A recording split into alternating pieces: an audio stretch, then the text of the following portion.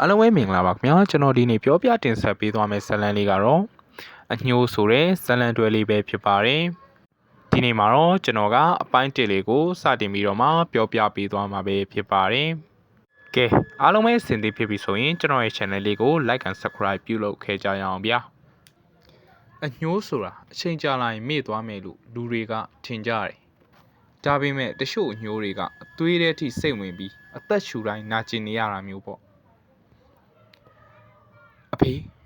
ဒီနေ့တော့သားပြန်လာပြီအဖေကိုတတ်သွားတဲ့သူတွေကိုသားဘယ်တော့မှမမေ့ဘူးလွန်ခဲ့တဲ့10နှစ်မင်းထက်ရဲ့ဘွားကိုဖျက်ဆီးသွားခဲ့တဲ့ညာကသူ့အဖေဦးသိန်းမောင်ဟာမတရားဆွဆွဲမှုတစ်ခုနဲ့အကျဉ်းထောင်ထဲမှာအသက်သေဆုံးသွားခဲ့ရတယ်အဲ့ဒီဆွဆွဲမှုရဲ့နောက်ွယ်မှာနာမည်တစ်ခုရှိနေတယ်ဦးလှအောင်မင်းထက်အဲ့ဒီလူတွေပြန်လာပြီဆိုတာအမှန်လား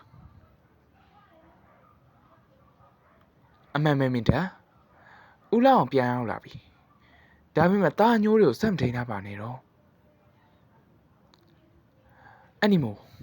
အညိုးကိုမထိန်ထားချင်ဘူးဆိုရင်တားဘွားကိုအစကတည်းကပြတ်စီခဲ့တယ်မို့မင်းထက်ရဲ့စိတ်အတွင်းမှာဒေါသတွေမဟုတ်ဘူးအညိုးတွေကတဆဆကြီးထွားလာခဲ့တယ်မင်းထက်မင်းဒီရွယ်ထိတောင်ရောက်လာပြီလားဟုတ်တယ်အဖေမရှိတဲ့သူတယောက်အနေနဲ့ကျွန်တော်ကြည်ပြင်းလာခဲ့ပြီငါမှာပါကွာဒါပေမဲ့ငါလည်းငါအဖြစ်တွေကိုခံနေရပါပြီမရဘူးအဖေရဲ့ဘဝနဲ့ခမည်းဘဝကိုမလဲနိုင်ဘူးအညိုးတွေကလက်တော့ပြန်ရှင်းနေပြီးဆုံးမလား